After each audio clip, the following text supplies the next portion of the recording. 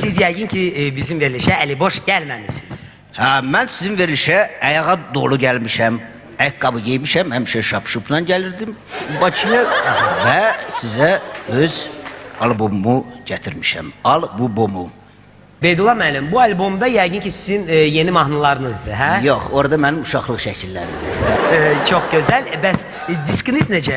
Diskiniz, təzə diskiniz çıxıb? Təbii ki. Aha. Bu da mənim təzə diskim. Beydullah müəllim, bu ki Alla Pugaçovanın diskidir. Sər ona bir şirvan pul vermişəm. Значит, mənimdir də. Ki, bir şirvan təzə pulla 10 manat eləyir. Ola bilsin, 10 manat, ola bilsin 100 manat, çünki bura 100% verilişidir. Beydullah müəllim, öz yaradıcılığınız haqqında nə söyləyə bilərsiniz? Elmi pedaqoji fəaliyyətlə məşğulam. Demək, atıcılıqla maraqlanıram. At çapırsınız? Yox, cəmaata atıram hərdən bir. Və el şənliklərinin, nətər deyərlər, rayonumuzun bütün tədbirlərinin mana həvalə olunur, rayon rəhbərliyi tərəfindən. Belə ki, dünən yox sırağa gün Çolaq Nazimin ayaq aşçısıydım. Orada yüksək səviyyədə bir show proqram düzəltmiş. Show proqram. Proqram vayska zatamsı atsipit eləmişdi o məclisi. Ondan sonrasına Kör Nizaminin göz aydınlığı idi. Və dünən də Keçəl Fatmanın xına yaxçısıydı, orada mən verilmişdim. Çox gözəl. Bugün də buradan çıxıram, gedirəm rayona. Rayonumuzda bir şəxsiyyətsiz bir ağsaqqal var. Onun, deməli, Vəli Babanın, ağsaqqalın sünnət toydu, onu mən aparacağım. Çox gözəl, çox gözəl.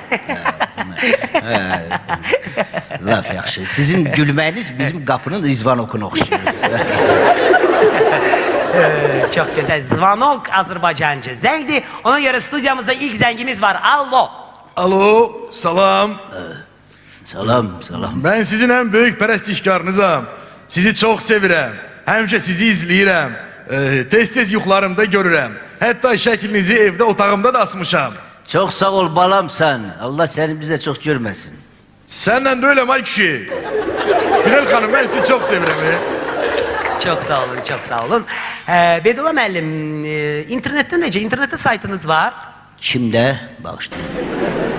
Kompüteri deyirsiniz. Bəli, bəli. Təbii ki var. Saytın adı belədir. Buyurun. 3 dənə M baş aşağı. Ağcabədi rayonunun Hindarx kəndinin bazarın arxasından 100 metrə aralı olan çayxana ilə üzbəüz darvaza mənim döl, mənim qapım mokr asfaltda .daz. Çox gözəl. Studiyamızda isə bizim növbəti zəngimiz var. Alo. Alo, salam Günel Bey. Danışan Beydullah'ın arvadıdır. Yoldaşımdır Şeydullah qardaşım. Kətdə ham ona Josefina deyir.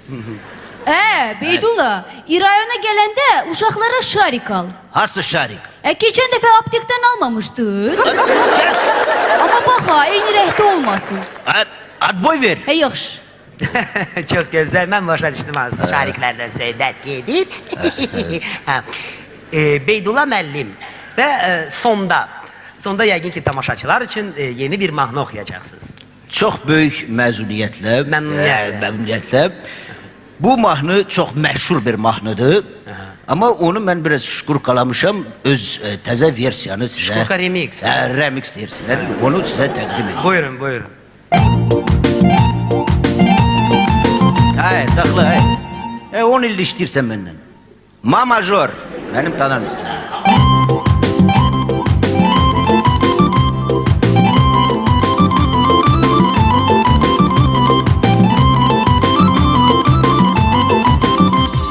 Oradan iki oğlan gələr,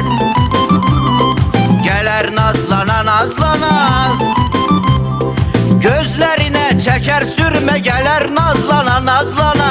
Qalı boy boy boy boy, qalı boy boy boy, qalı boy boy boy boy, qalı boy boy boy. Bununla da verişimiz sona çatır.